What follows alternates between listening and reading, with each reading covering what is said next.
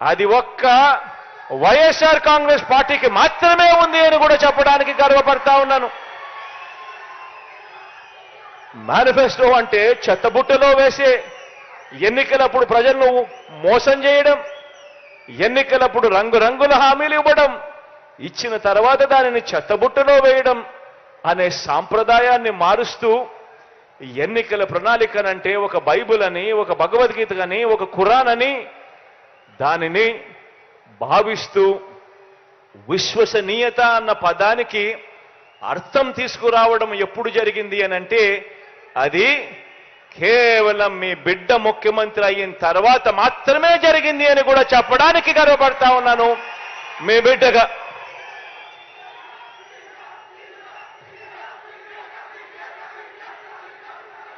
మరో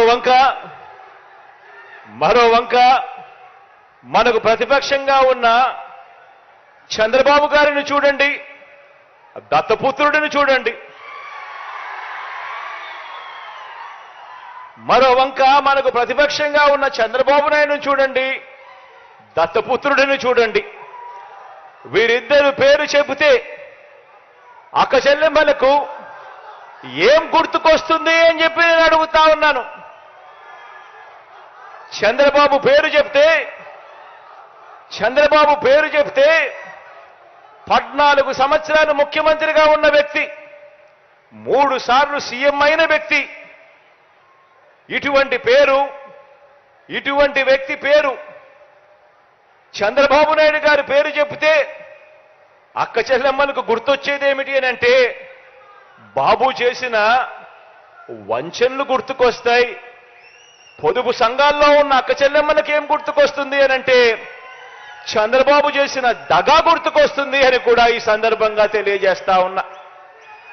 చంద్రబాబు నాయుడు గారి పేరు చెప్తే ఆయన చేసిన ఒక్క మంచి గుర్తుకు రాదు.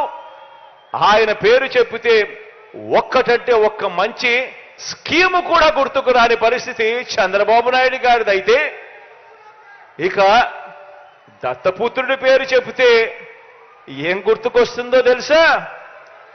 నా అక్క చెల్లెమ్మలకు దత్తపుత్రుడి పేరు చెబితే వివాహ వ్యవస్థను భ్రష్టు పట్టించే ఓ మోసగాడు గుర్తుకొస్తాడు.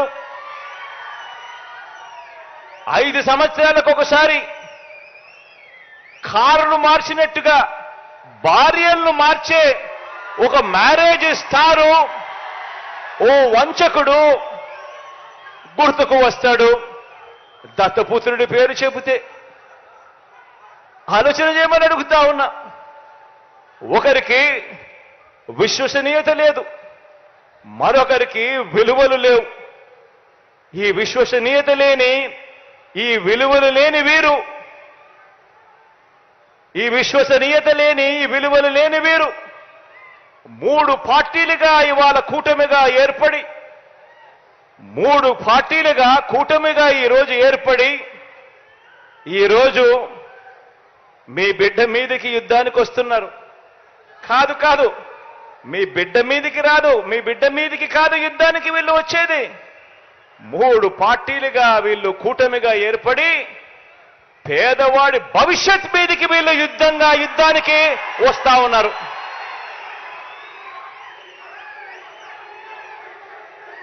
ఇదే ముగ్గురు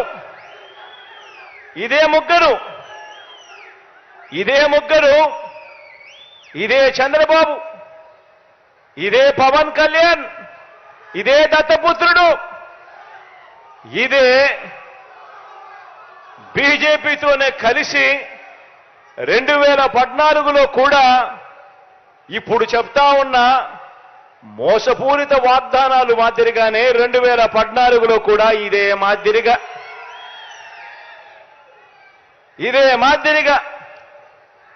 2014లో కూడా ఎన్నికలప్పుడు ఇదే ముగ్గురు ఒకటయ్యారు, ఇదే ముగ్గురు ఒకే స్టేజ్ మీద కూర్చున్నారు, ఇదే ముగ్గురు ఒక కూటమిగా ఏర్పడ్డారు.